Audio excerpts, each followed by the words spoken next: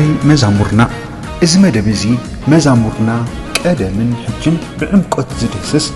بحبرت زمرتن موزيقኛታትን ኤርትራ ኣብ ሰሜን ኣሜሪካ ዝዳሎ መደብ ሰላም ዘኸበርኩም ተኸታተልቲ ደሃይ መዛሙርና ከመይ ትኾኑ እዚ ብሕብረት ዘመርትን ሙዚቀኛታትን ሰሜን ኣሜሪካ ዝዳሎ መደብ እዩ ንሎሚ ድማ ሓንቲ ዕድም ትጋሻ ሒዘልኩም መጽለኹ ናይ ሎሚ ዕላልና ፍሊድ በለ ኮይኑ ኣብ ዙርያ ኣገልግሎት ህፃናት መምሃር ከምኡ ድማ ብፍሉይ ብናይ መዝሙር ምስልጣን ዝብል ሓሳብ ኢና ክነዕልል ሎሚ ዕድም ትጋሻይ ዘማሪት ኣገልጋይ ሓፍትና ዙፋን ነጋኣ ንርእሳ ከተላልየና ዕድል ክህባኤ ካልእ ዘዳሎ ኩላ ሕተታቱና ኣሎ ሰናይ ምክትታል ንኹልና ዙፊ ሓፍተይ ጎይታ ይባርኽኪ መጀመርያ ብስመይን ብስም ኣዳለውቲ ደሃይ መዛሙርናን ነዚ ኢንተርቪው ነዚ ቃለ ምሕትት ፈቃደኛ ምዃንኪ ኣዝየ ደመስግነኪ ጎይታ ይባርኽኪ ስለ ግዜኺ ኣነኮ ዛዕባኽኒ ስለ ዝኾንኪ ማለት ኣብ ናይ ህፃናት ዝነበርናሉ ግዜ ኣብ ሬማ ብዙሕ ኣብ ሂወተይ ዓቢ ዘይርሳዕ ግደ ዝገበርኪ ብጎይታ ኣደይኺ ብመዝሙር ብትምህርቲ ኣብ ናይ ህፃናት ኮይና ክንዓቢ ከለና ብዙሕ ተዘክሮ እዩ ዘለኒ ግን ነቶም ዘይፈልጡኺ ሰባት ርእስኺ ክተላሊ ናብ መጀመርያ ድሕረ ባይታኺ ብፍላይ ምስ ኣገልግሎት ህፃናት ምምሃር መዝሙር ምስልጣናት ተሓሒዝኪ ከተላሊና ዕድል ክህበኪ እሺ ኤሪ እግዚአብሔር ይባርኽኪ ኣነ እውን ነዚ ዕድል እዚ ስለዝረኸብኩ ዝዕድል ስለዝሃብክኒ ብጣዕሚ ኣመስግን ኤሪ ሽመይ ዙፋን ነጋ ይበሃል ኣብ 94 ንጎይታ ተቐቢለ ብድሕሪኡ ካብ መዝሙር ከዓ የገልግል ነይረ ማለት እዩ የገልግል ኣለኹ እስቲ እዚ ናይ ህፃናት ኣገልግሎት ከዓ ኣብ 2000 ጀሚሩ ስጋዕ ቸርች ዝዕፆ ማለት እዩ ኣብ ሬማ ቸርች ጀሚርና ማለት እዩ እግዚአብሔር ይመስገን ያ ንህፃናት ምግልጋል ዝጀመር ኩሉ ግዜ ሽዑ እዩ ማለት እዩ ቅድሚኡ ከምዚ ኣጀማምራይቲ ናይ ህፃናት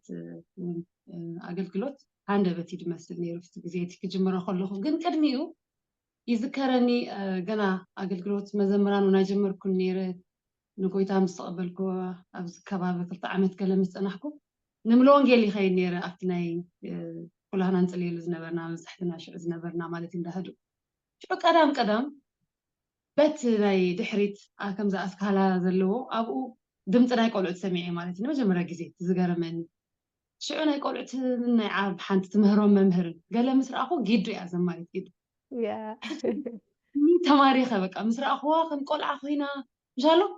ሕጂኻ እግሪ ዘለዎ ክዘልል እዩ ትብል ምስኦም ትዘልል ኢድ ዘለዎ ከዓ ከጣቂዕ ትብል ዓው ኢላ ድምፂ ኩሉ ክሰምዖ ኸለ ሽዑ ብጣዕሚ ስሒባትኒ ምሻሎ ኣነ ብባህርየ ቆልዑት ፈትየ ብጣዕሚ ቆልዑት ዝፈቱ ካብ ብንእሽተይ ማለት እዩ ንቆልዓ ይስዕመ ዋላ ጠጠው ኣቢለ ብጣዕሚ ፍሉይ ፍቅሪ ኣለኒ ብጣዕሚ ኣገልግሎታ ፈትየ ማለት እዩ ግን ነዊሕ ተረሲዑ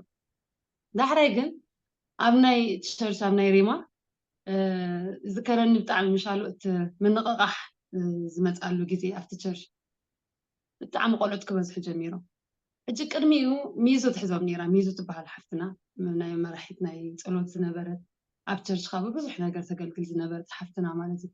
ሽዑ ግን ፓስተር ተስፋይ እንታይ ይብል ኣብቲ ናይ ቸርች ናይ ሰንበት እንታይ ኣናውንስ ትገብር ንህፃናት ክትሕዙ ትደልዩ ንህፃናት ከተገልግሉ ትደልዩ ፕሊዝ ሚዙ ንበይና ትሕዞም ስለዘይከኣለት ምስትኻል ካልእ ዕዮ ከዓ ስለዝበዝሓ ፈቃደኛታት ዝኾንኩም ኣብ ልብኹም ከዓ ዘለኩም ፕሊዝ ተመዝገቡ ኢሉ ማለት እዩ ይዝከረኒ ሽዑ ኣነ ሓስብ ጀሚሩ ዋላ ሓደ ሰብ ኣይተመዝገቡ ብዙሕ ሰብ እዩ ነይሩ ኣብቲ ግዜ ካብ ዝተፈላለየ ዝመፀ ማለት እዩ ተገሪመ ሽዑ ዋላ ሓደ ሰብ ነዚ ከገልግል ልቡ ዘየለ ምህላውስ ንዓይ ንባዕሉ ገሪምኒ ኣብታ ኔክስት ከዓ ሽዑ ደጊሞ ሽዑ ኣነ ኢደይ ሓፋፍ ኢለ ማለት እዩ ኦኬ ዙፋን ኣላ ገለ ኢሉ ፅቡቅ ገለ ተባሂሉ በዚኣ ትክጅምር ከለኹስ ብከምዚ ነቲ ኣገልግሎት ጀሚረ ማለት እዩ ኣምላኽ ይመስገን እንኳዕ ጀመርክዮ ንዓይነቶም ከማይ ድበሉንም ብዙሕ ይኽብ ሂወትና ብጎይታ በቲ ፀጋ እግዚኣብሔር ኣባ ክደብዝሖ ብዙሕ ዘይርሳዕ ነገር መሰረታት ሒዝክና ኢኺ ንስኺ ካልኦት ኩሎም ምሳኺ ዝነበሩ መገላገልቲ ክዝፊ ሓፍተይ እሞ ናይ ብሓቂ እግዚኣብሔር ይባርክ ከምቲ ድበልክዮ ብዙሕ ግዜ ቀልጢፉ ፈቃደኛ ደይኮኑ ማት ከገልግሉ ኢሉ ቀልጢፉ ልቡ ዘይንቅደሉ ሰብ ኣገልግሎት ኮይኑ ኢኻ ትረኽቦ ናይ ህፃናት ምናልባት ምስቲ ክብደቱ ክኸውን ይኽእል ወይ ካልእ ኣገልግሎታት ከም በዓል ናይ መዝሙር ኣገልግሎት ሕጂ ብዙሕ ሰብ እዩ ዝደልዮ ኣብ ናይ ህፃናት ክትከውን ከላ ኩሉ ግዜ እንዳለመንካ እዩ ማለት ወላ ኣብዚ ሕጂ ዘለናዮ ማሕበራት ክትሪኦ ከለኻ ኣለው ኦፍኮርስ ብዙሕ ተወፊዮም ዘገልግሉ ግን ጎይታ ይባረኽኪ ዙፊ ሓፍተይ ኣጀማምራኺ ከመይ ኢልካ ከምዝኣተኽዮ ክዕልልና ፀኒሕኪ ከም ግልን ከም ማሕበርን እንታይ እዩ ደሪኹኩም ወይ እንታይ ራእይ ስለ ዝነበረኩም ኢኹም ናይ ህፃናት ኣገልግሎት ምምሃር መዝሙር ምስልጣን ብዕቱብ ተጊህኩም ክትሰርሕሉ ዝኽኣልኩም ኣነ ይዝከረኒ ኣነ ንባዕለይ ህያው ምስክር ከምቲ ኣቐዲመ ዝበልክዎሲ ክንደይ ዋጋ ከም ዝኸፈልኩም ከይተሓለልኩም ትፅዕሩ ምንባርኩም ይዝከረኒ ብፍሉይ ንዓናስ ቦታ ንዋጋ ሂብኩም ከነገልግል ደይርሳዕ ምናልባት ንዓኹም ንእሽተይ ነገር ክመስል ይኽእል እዩ ካብቲ ዝገረመኒ ተዓዘብቲ ባይ ዘ ወይ ዞፊ ነዚ ቃለ መሕትት ክሓታ ከለኹ እንታይ ገይረ ዲ ኣነ ደኣ ወላ ሓንቲ ዝገበርኩ ኣይመስለንን ከመይ ጌርክ ንዓይ ነዚ ኢንተርቪው ሕቶታት ዝሰደድክለይ ምስ ረኣኽዎስ ትብለኒ ነይራ ናይ ብሓቂ እየ ተገሪመ እንቋዕ ከምኡ ኮንኪ ኢለያ ማለት ከምዚ ዓይነት ትሕትና ናይ ብሓቂ እግዚኣብሄር ይባረኽኪ ዙፊ ሓፍተይ ግን እቶም ህፃናት ዝነበርና ክንዓቢ ከለና ዘይርሳዕ ነገር እዩ ኣብ ኣእምሮና ዝገድፍ ምናልባት ኩሉ እቲ ዝምሃርኩምና ከይንዝክርና ግን ብፍሉይ ኣብ ሂወትና ፍቅሪ ኣምላኽ ፍቅሪ ክርስቶስ ክፈስስ ጌርኩም ኢኹም ደይርሳዕ ተዘክሮኹም ኢለ ይስሓቐክ ነይረ ወላ እቲ ምንፃፍ ወላ እቲ ረሃፅ ናይቲ ሰብ ጨና ክሳዕ ሕጂ ኣይርስዖን ኣነ ናይ ባሓቂ ምሽ ፍቅሪ ክርስቶስ ከዓ ብዓብዩ እቲ በቃ ንዓኹን ምምሳል ክንፀምእ ናይ ባሓቂ ኢኹም ጌርኩምና ሱፊ ሓፍቲ ጎይታ ባረክ ግን ሕጂ ነዚ ኣገልግሎት ማዕረፍ እንድኡ ምሽ ብዕቱብ ተጊህኩም ክተገልግሉ ንዓኺ ብግሊ ከም ማሕበርካ ኣብቲ ዝነበርናዮ ማሕበርካ እንታይ እዩ ዝረኣየኩም ነይሩ ብኸመይ እዩ ክንድኡ ሲሪየስ ሒዝኩም ተገልግሉ ነይርኩም እግዚኣብሔር መስገን እቲ ማለት ፓስተር ተስፋይ ማለት እዩ እታ ቸርች ብጣዕሚ ሽዑ ቅድሚኡ ዝነበረ ይፈልጥን ግን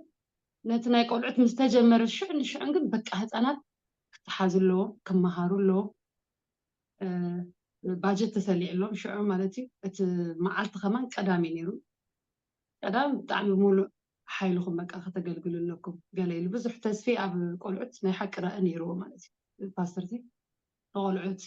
ንኩሉ ኣክቹሊ ነቲ ናይ ኣገልግሎት ኢንካሬጅ ዝገብር ብፍሉይ ክሪኦ ከለኹ ኣነ ኣብተን ዘገልገልክዎን ግን ንመዘምራን ብጣዕሚ እዩ በቃ እንሻሎ እቲ ዝራእይ ዝነበሮ ንመዘምራን ኣገልግሎት እንተደኣ በርቲዑ ሪቫይቫል መጀመርያ ብኦም እዩ ብመዘምራን እዩ ሪቫይቫል ዝመፅእ መጀመርያ ባህሊ ትዝክርዮ ትኾንኪ ኤሩ ሕጂ ኣገልግሎት መዘምራን ነዊሕና ነገልግል ነዊሕ ዘሚርናስ ምስ ደየብና ተስፊ ተደይቡ መሊስና ኢና ንቕፅል ንዑ ዝርድኦ ነገር ነይሩና ልክዕ ከምኡ ኣብዚ ህፃናት ኣገልግሎት ከዓ ብጣዕሚ ብገፊሕ በቃ ሽዑን እንታይ ተገይሩ ማለት እዩ ዘድልዮም ነቶም ቆልዑት እዚ ባጀት ተሰሊዑ ማለት እዩ እና እሱ ንባዕሉ ኢንካሬጅ ይገብረካ እዩ ክሪኦ ከለኹ ግን ናይ ሓቂ እግዚኣብሄር መደብ ነይርዎ ምሻሎ እግዚኣብሄር ድሌትን ግብርን ዝገብር ኣምላኽ እዩ ምሽሉ ሓቂ እግዚኣብሄር በቃ እቲ ኩነታት ክሪኦ ከለኹስ ዋላ ከቢድ ከማን ዘይነበ ንዕኦም ምምሃር ንመጀመርያ ግዜ ፍልጠት እውን መፅሓፍቲ ኣየንበብኩ ፍልጠት የብለ ዳሕረየ ከማን ኣነ ቆልዑት ከመይ ጌርካ ትምህርቲ ይዝከረኒ ቸርች ምስ ተዓፀወ ሓደ መፅሓፍቲ ከንብብ ጀሚረ እቲ ኣብ ዝከረ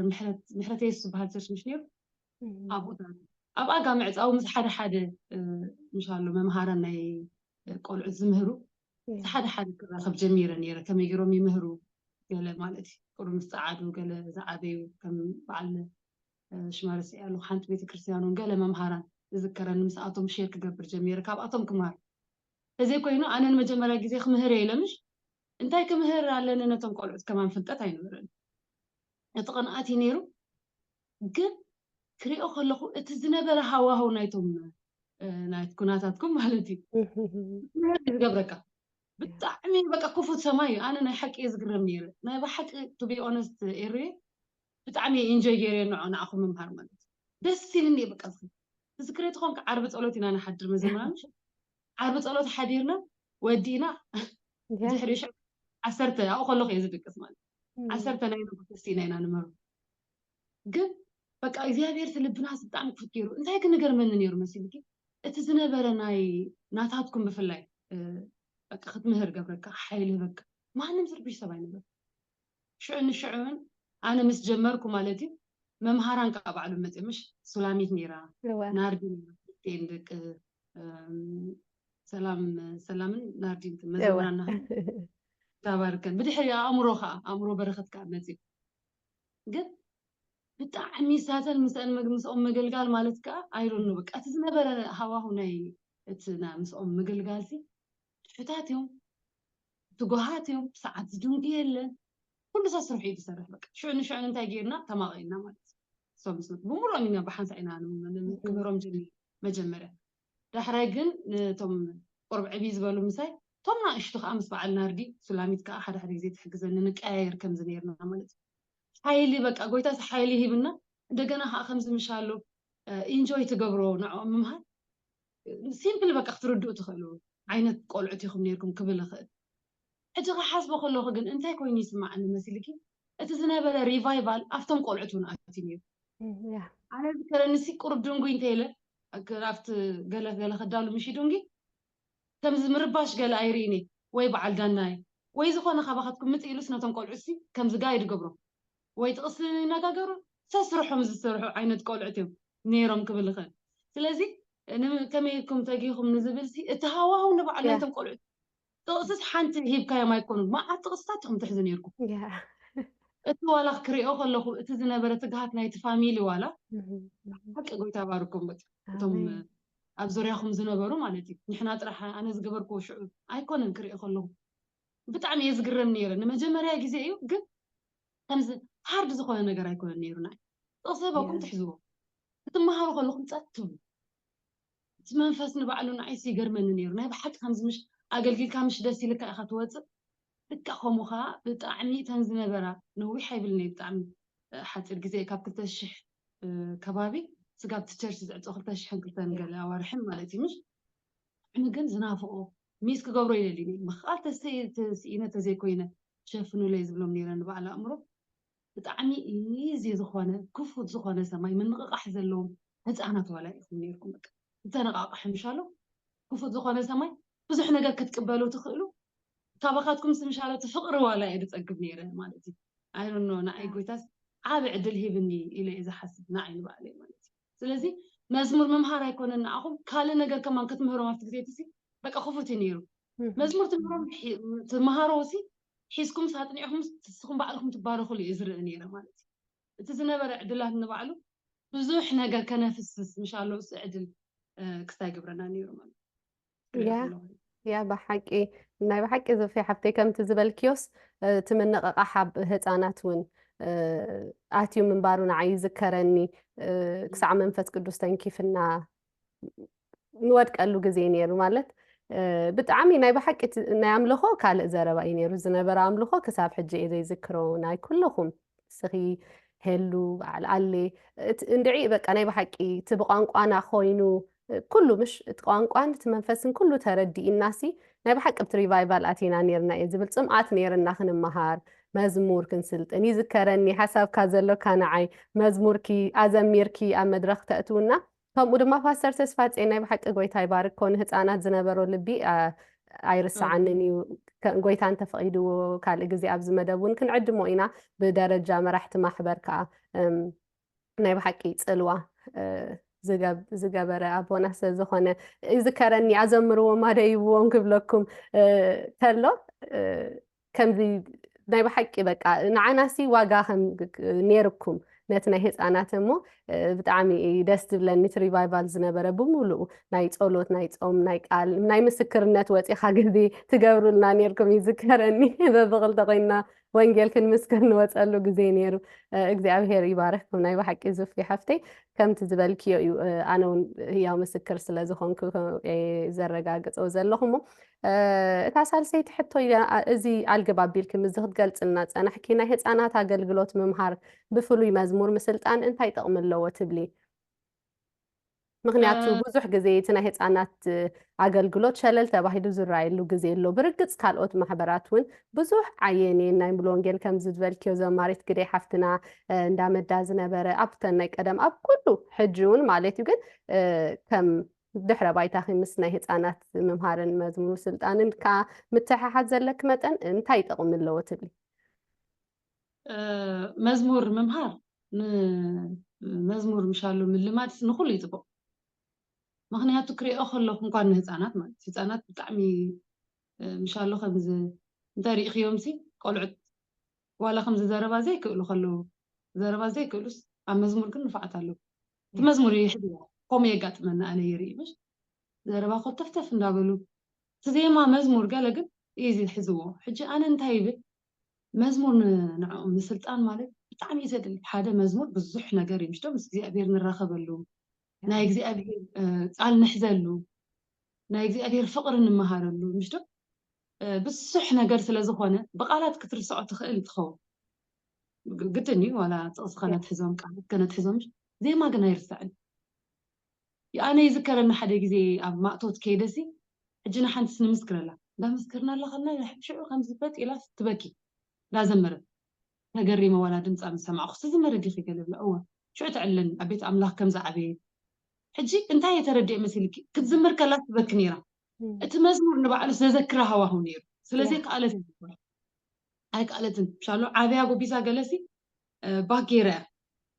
እቲ ዘላቶ ሂወት ሲ ዋላ ምሻሎ ብዙሕ ነገር ይስሓባ እምበር እንታይ የተገሪመ ክትዝምር ከላ ምብካያ ግን ንድሕሪ ዝመለሳ ነገር ነይሩ ቅፅደ ፅባዕኸዮ ምናልባት ክትርስዖ ትኽእል ትኸውን እቲ መዝሙር ግን ምሽ ዋላ ንዓና ርኣይሉ ሓደ መዝሙርቲ ናይ ቀደም ሕጂ ንኣብነት ናይ ቀደም ዝዓበናሉ ምሽ ናይ ቸርች መዝሙር ሓደ እንተ ዘሚሩ ብዝስ ኤሩ ራይደ ወይናዊ ክትከዲ ናይ ብሓቂ ብዙሕ ተዝክራት ይደምፃልካ ያ ብጣዕሚ ስለዚ እቶም ህፃናት ከዓ መዝሙር ክሕዙ ከለዉ ከጥዕዎ ከለዉ ምስኦም ዝኸይድ ነገር ብጣዕሚ ኣብ እዚ ምሻሎ ናይ ሓቂ ክነእትወሎም ኣለና ማለት እዩ ካብኣቶም ኩሎም ዘመርቲ ክኾኑ ኩሎም ክዝምሩ ኢልካ እኳ ኣይትፅበይን ኢኻ ግን ብመዝሙር ምስ እግዚኣብሔር መራኸቢ ስለ ዝኾነ ንዕኦም ከዓ ከምዚ ዝብለክ ከዓ ሒዞሞ ክኸዱ ነቲ መዝሙር ከዓ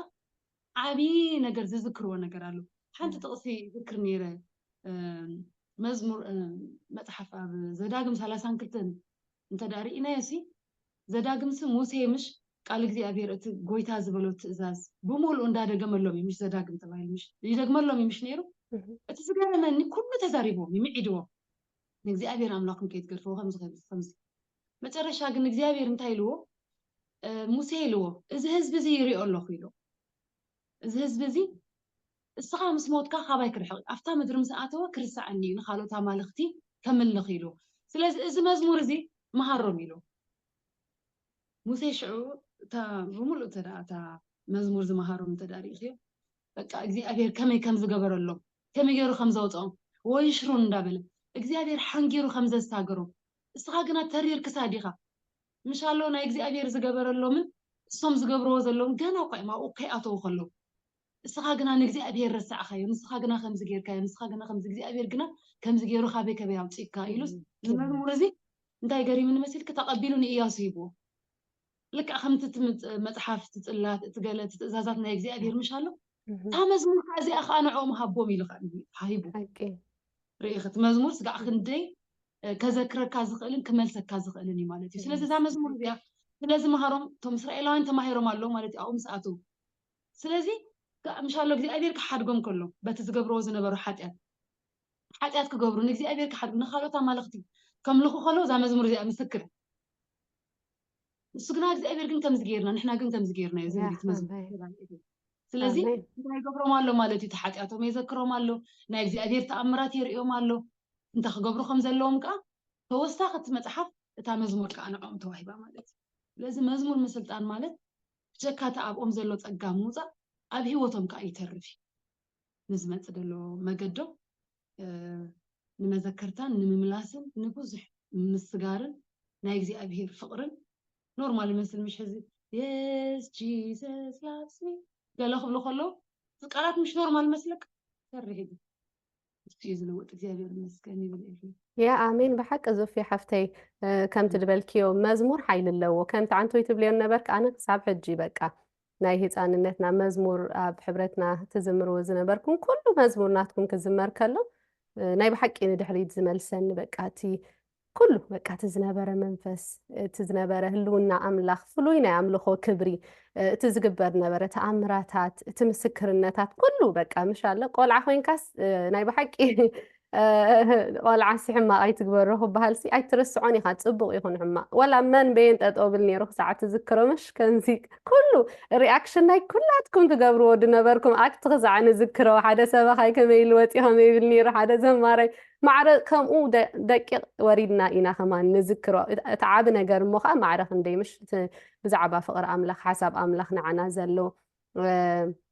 نسمع أن تخطاتلتي مذكرة كونهم كمان حصر أبيلك حسب كذا لو كان عيت الزمر كلك صبقنا تمسانا نبره صانات كان مذكرتا تخونهم إذا مزمورنا عيد بلون كل جزء أبزل له حبرت ولا آمين تسفي ذكر النظام مزمور نمجمرة جزء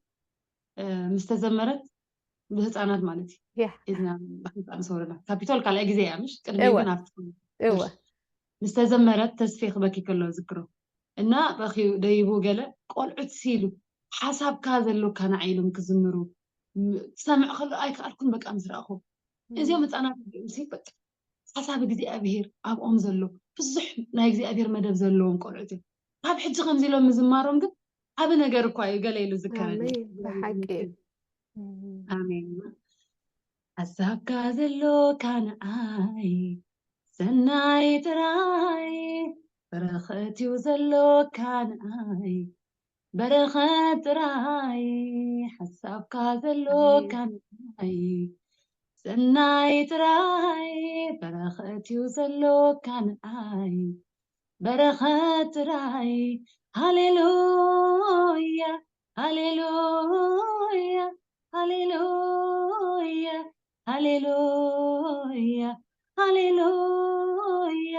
هاليلويا هاليلويا هاليلويا برخت كعب زحيون عي برخت كعب زحيون عي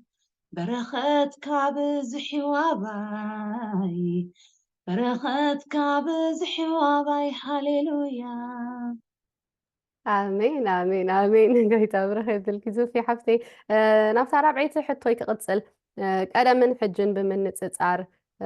انت عايز الرأيكي أو انتاون ألو تاون قون نتاتالو أبزا قلقلوت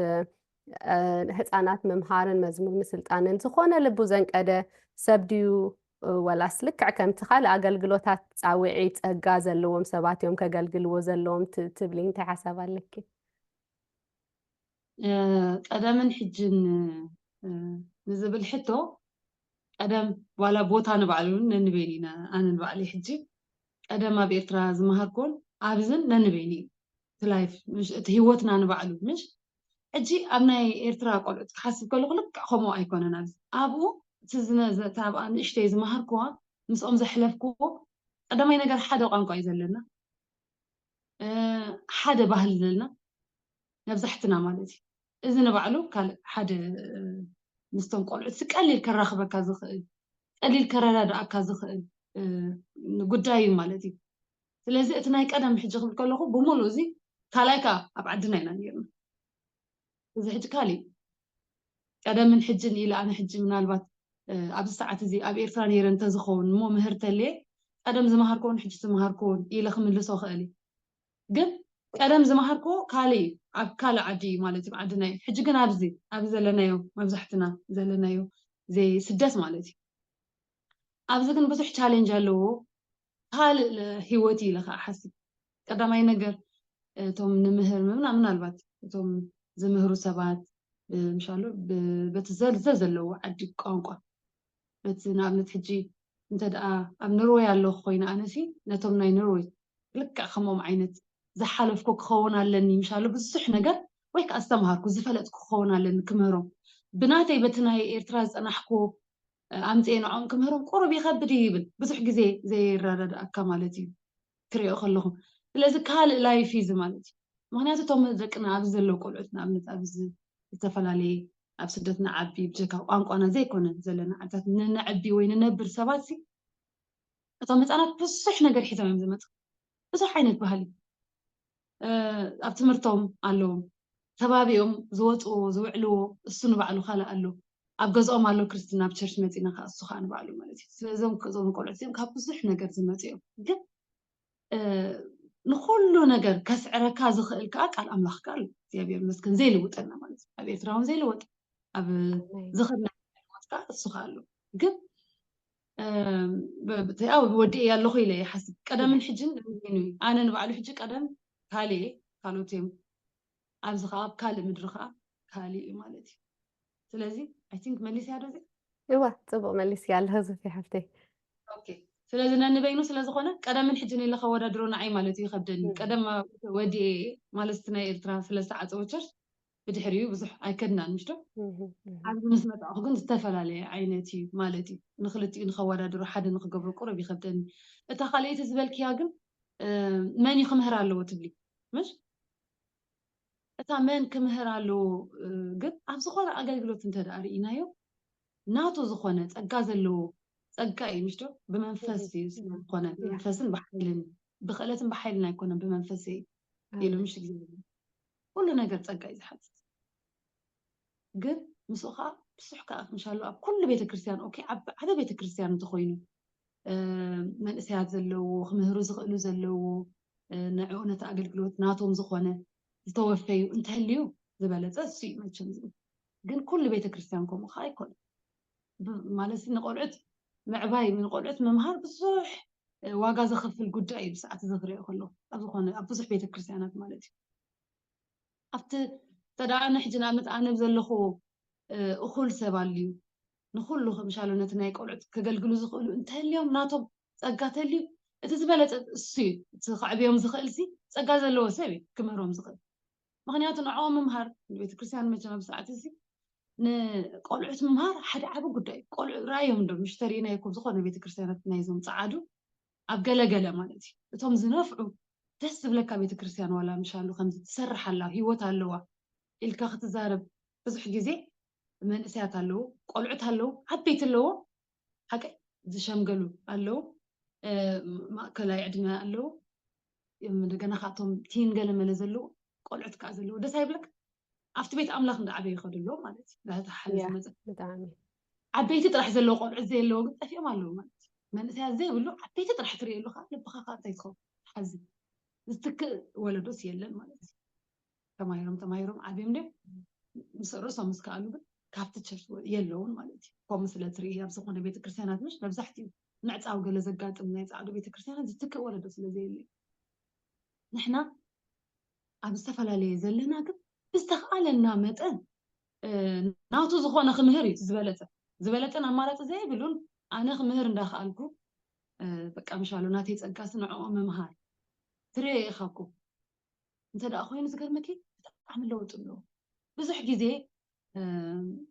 كم زناتو أقلقلوت زي كونا ستفل أبس أنا كذا معي كلمة إذن بس حق زي زريو مش هلو خمسة أيرنو دليت راح أنت خوينا من أربعة دليت زقمت ونجزي أبير سلا زخونة كم يجي روخ مهرالو نهت أنا قلت كم يجي روخ عبلو مهرالو بس حق زي خرطم قلت كومبلين تري هذا جزي أنت قاعد مننا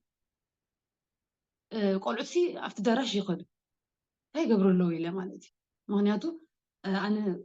أقلقلوتي وقع مهر اللي زبلت حفتي سلازم نبرت أوكي نتعاير نيرنا مالتي كاب سقط راح تأفيا أو راح تخوني سخاء أبس تخوني أوكي تبغى تبعينا مالتي أقلقله مس ورد مس دي مس مزمرة مس ود أنا خوفي لحد دم تسمعي مهر الله أنت هاي قبر له زي أميلة مالتي كي دخري كل تقول كي زي مالتي طيب قبر له ما مركم أقول لا على الله أوه ماي جاد يلي تحد هذا ساعة مولو أنت مزمور كم يجي نهضم له حدا ساعة مولو تقرنا مزمور فسأقول عن تايب لأن نير بتحري لا مزمور زي أتسمعي كونه تام مريض ذكرى عيني مرآي زي مزمور زي أتقلي إيه بك وأنا أور مولو خمسة أنا أنا بتخصينا كم فضل لنا مشالو يوتيوب مرأي نقولعت كما يرم زمرو ايوه لباتر داني قال زقبرو له مش دو يا حقي حتى خنفلت علنا أنا سي بقى خفلت علنا خمي يرى خمهر علنا خمس نخال نقبل سيرش نقبل لك أقوم مخا حدا جزي خا حدا خا إذا بقى خي مهرنا لهم كومبلينجيو كندي ساعة مرة تطو الصوم تتخصص طبعا بقى مهرهم حسابيهم تعتيهم زي تطو هنا تماهر أجي زهاري قليل يكون مخا تزاربوا يلو خا همز جيرو هجي خمي يرجعوا بتكبر سالتها جزي خا انتهي بلنا حدا بطعم بقى أزمة مرزق أتيون تعرفني عكس يبلون نستبز حاجة خلا عكس يوخم كمهر يبلوني لا أنا وبعدين ما يا كم يجيرون عاد باقي ولا كم يجيرون عادي كم زيلو تتعرفني سامع وفلت متعرف جوزم ما نتزوج واو كم زيلو تعرفني of course قرب بشكو خوني قرب بشو عادي ميرب بشي يوم قول عتيم مش جن يا أحد يومي زق على عكس يخ مهر يبلون كم زعين يتسق مالتي كم أنت تخوينا عقل تسين عقل زي ولا أنت خوينا قول عدامو بتاع من بريت عكس تخاص قام تودي يوم زقبروها يا كاتم كله نو خمسة عين سبات انت دا أخوينا اللي كنا بلي حاجة كهالي نجارينا المهرون مالتي كان كده رحت يا واو زوزي عبتي قويتو يباركني ናይ ብሓቂ እዋ ብፍላይ ብዓቕሊ ዝመፀ ብፍላይቶም ንኣሽቱ ህፃናት ዝምህር ሰብሲ ናይ ብሓቂ ዓቕሊ ዘለዎ ክኸውን ልዕሊ ኩሉ ካብ ብፍልጠት ትገብሮ ነገር ከዓ ኣዝዩ ፅቡቅ እዩ ከምዚ ዝበልክዮ ዳንኤል ተስፋይ ኣገልጋሊ ዳኒ ሓውና እውን ብዙሕ ኣብዚ ሕብረትና እውን ፅቡቅ ዕድል ኮይኑ ኣብ ዘለኹዋ ማሕበር ብጣዕሚ ንናይ ህፃናት ኣገልግሎት ዝተጉ ኣገልገልቲ እዩ ጎይታ ሂብና ደሎ እግዚኣብሔር ይባርክኩም ብፍሉይ ብስነ ስርዓት ባጀት ተሰሊዕሎም ብስነ ስርዓት እዮም ዝተሓዙ ደስ ትብለካ ናይ ብሓቂ ከም ዝበልክዮ ዝተካእ ወለዶ ዳኒ ተስፋይ እውን ብኣካል መፂ ብዙሕ ፅቡቅ ሓበሬታ ከም ዝበልክዮ ጠቃሚ ዝኾነ ምሽ ሓደ ሓደ ግዜ ንስኻ ደይተሰብሎ ነገራት ኣሎ ብዙሕ ሓሳባት ሃበና ማለት እዩ ጎይታ ይባረኽኪ ፅቡቅ ሓሳባት ናይ መወዳእታ ሓንቲ ሕቶ እያ ተሪፋት እንደላ ዝፍዮ ሓፍተይ ኣብ መወዳእታ ነቶም ቀደም ኣብዚ ዓብ ኣገልግሎት እዚ ከምቲ ድበልናዮስ ኣዝዩ ዓብ ኣገልግሎት እዩ ናይ ቆልዑት ምምሃር ብፍላይ ካብ መዝሙር ድማ ካብኡ ሓሊፍካ ምስልጣን ፍቕሪ ናይ መዝሙር ክህልወና ምሽ ዜማ እንታይ መዝሙር እንታይ እዩ ከመይ ጌርካ ትዝምር ከመይ ኣምልኾ እንታይ እዩ ተማሂርና ክንዓብስ ካብቲ ወላሕት ከይተማሃረ ዝመፅእ ሲ ናይ ብሓቂ ይፍልል እዩ ዘለዎ እሞ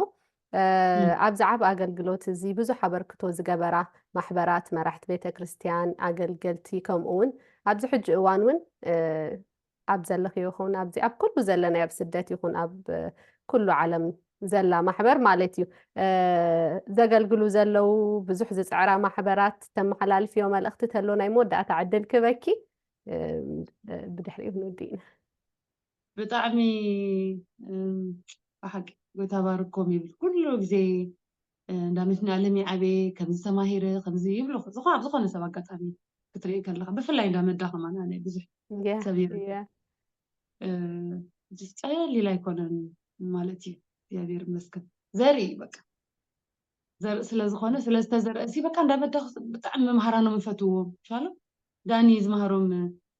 ዳንኤል ብጣዕሚ ይፈትዎ I think ካብቲ ናይ ህፃናት ምህር ነይሩ መሰለኝ ዳንኤል መንግስቲ ኣነ እውን ባይ ደ ወይ ቅድሚ ናብ ሬማ ናይ ህፃናት ምምፀይ ብፍፁም ብርሃን ኣዝና ንኣሽቶ ከለና ኣብ እንዳመዳኽ ምህረና ይዝከረኒ ካብ ገዛና እውን ቀረባ እዩ ነይሩ ዓበይቲ ኣሕዋተይ ብድሕሪኡ ናብ ሬማ ምስ በፃና ከዓ ብስነ ስርዓት ተታሒዙ ከዓ በኣ ክንመሃር ነርና ሞያ ናይ ብሓቂ እንዳመዳኽ ግዜ ኣይተጠዓዓመን ኣብ ዝመፅእ መደባትና እንዳመዳን እንዳወንጌል ኣብ ካልኦት ማሕበራት እውን ዝነበሩ ኣገልገልቲ እውን በብግዜ ክነምፆም ኢና ኣለዎም ቀዳመይቲ ኮይንካ ኣብ መደብና መፂኺ ስለደለኽ ግን ታዕድል ናባኺ እያ እና ዳኒ ክዝክሮ ብፍላይ ማለት እዩ ንዳኒ ዝዝክሮ ሰባት እዩ ብዙሕ ግዜ ዝረክብ ዳሕራይ ቆልዑት ከዓ እኮ ጥዑማት እዮም ቆልዑት ሲ ብጣዕሚ ፍቕሪ እዮም በቃ ሕጂ ሞር በቃ ተዘክሮለን ምሻሉ ናይ ኣነ ባይዘወይ ከም ስኺ ክተዘክርኒ ገለገለ ተዘከርክኒ ሓደ ግዜ ቆልዑት የዘክርኒ ክብለክ ቆልዑት ዘይኮኑ ሕጅስ በዓለ እዩ ማለት እዩ ዓብየን ገለምሽ ኣነ ይዝክሮምኒ ከምዚ ምሳኽ ደዕለልና ይበቕዶናይ ብዙሕ ሰብ ከዓ ከምዚ የዘክረኒ ከምኡ ገይረ ደኢለ ኣነ ንባዕሉ ኣይዝክሮኒ ክስቶየ ትብለኒ ዝፅሕፉለይ ማለት ብሜሴንጀር ገለ ከምዚ ኢልክም ሂርክና ጠቕላላ ምሽ እቲ ናይ ንእስነት ዝነበረ ናይ ቁልዕነት መልክዖም ሕጂ ምስ ዓበኹምን ምናልባት ኤርኮ እንዳረኣኹ ምናልባት ምስ ገዛኹም ቁርብ ኮኔክሽን ስለ ፀንሐና እዩ እምበር ቶታሊ ካልእ መልክዕ ኢኻ ትረክብ ሕጂ ማለት እዩ ግና ገርመኒ ግን حجي بطعني عين بعلوسي الصنعي بزح عب مسرتي بحالتي زناي أبي إفراز حقو دحرك أنا يقول فقر أسري أيو أبو إنه بطعم قوي تباركم بتوم نقول مشالو نولدو دعبي زمتو جزيهم هيبهم كلهم تما قلقت تبع الجيدو تذكر أنا زفلتن مالتي دا مريم تخاش مانيرا قرب جمرة بيلا دحرك قطفنا نحنا هاو نافتوناي قالوا كيدنا أبيد بلو خيدنا قب كوي تباركم كل أقلقلوت عصب اللوندي نقول عدك قرب تعجز سلازدلي عقلي يدلي طبابي يدلي سلازخونة تأكيسهم ولدو زعبيو عملا خباركم حجة أبس فلا لنا خا زلنا خا بفزح شالو بفزح قال سخبل الخير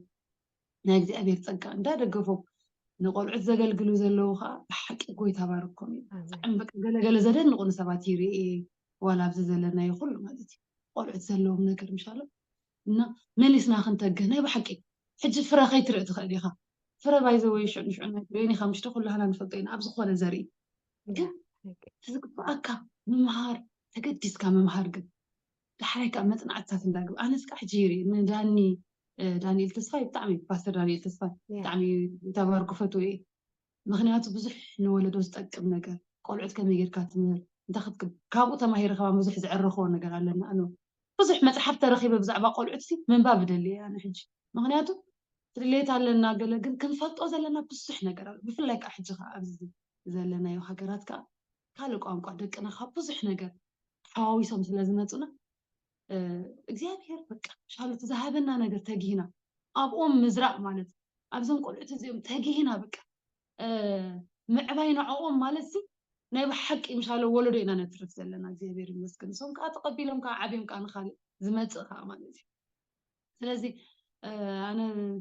ማለት እዚ ዕድል እዚ ስለ ዝረኸብኩ ንክዛረብ ማለት እዩ ብጣዕሚ የድነቖም ዞም ንቆልዑት ዝምህሩ ወይ ተባርኩም መመሊሶም ወስኹ ይብል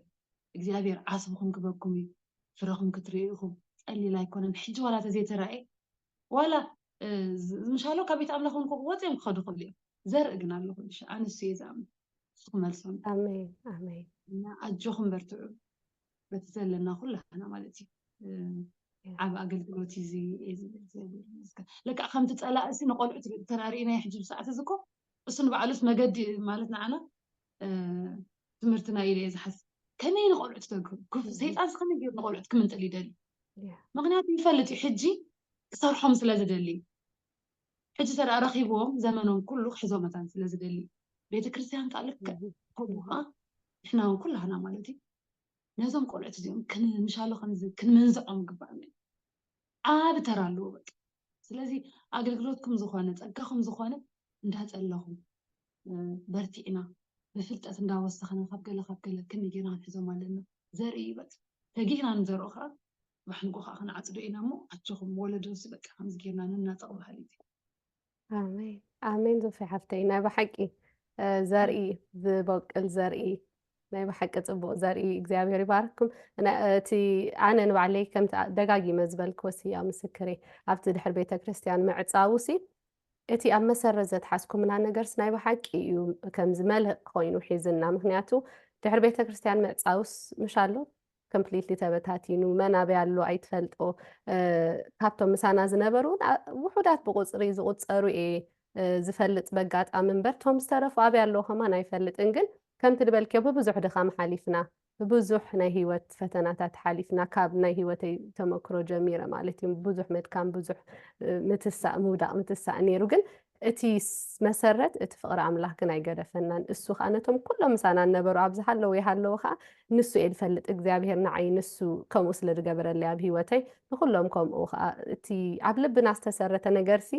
እቲ ዘርእስ በቃ ንሱ ይፈሪ እዩ ንሱ ከዓ መልህቕ ኮይኑ ሒዝና ኣሎ ክሳዕ ሕጂ ምሕረት ኣምላኽ እሞ በዚ ኣጋጣሚ ድማ ንዓኺ ንኩሎም ቶም ኣብ ናይ ህፃናት ኣገልግሎት ተገልግሉ ኣሕዋት ጎይታ ይባረኽኩም ናይ ብሓቂ ኣጆኹም በቃ እግዚኣብሔር ሲ ዝዓበ ኣገልግሎት እዩ ዘርኢ እዩ ድበቅል ዘርኢ እሞ ተጊህና ንዕየ እግዚኣብሔር ከዓ ክረድኣና እዩ ዞፊ ሓፍተይ ቴንኪዩ እግዚኣብሔር ይባረኽኪ ስለ ግዜኺ ደጊመ ብስመይን ብስማ ኣዳለውቲ ድሃይ መዛሙርናን نزا قال محتت فقرنا سلازخون كي مسكنكي سلتابا خزلو ጸጋን እግዚአብሔር ነመስግኖ بخالق مدبات ما كسعن الرخب نلومي أبزي كنودينا زخبركم تخاتلتين لو مزنبرنا أبزوريا أجلجلوت هتانات ممهارن مزمور مسلطانن مزماري تاجلجالي تحفتنا زفان نجا أبزو ودينا لنا أبز قصل مدب نرخب نخلهنا سسنايو يغني لي دهاي مزامورنا إزمة دبزي مزامورنا قدمن حجن بعمقت زدهسس بحبرة زمرتن موزيقيناتاتن إرترا أب سمين أمريكا زدالو مدبيو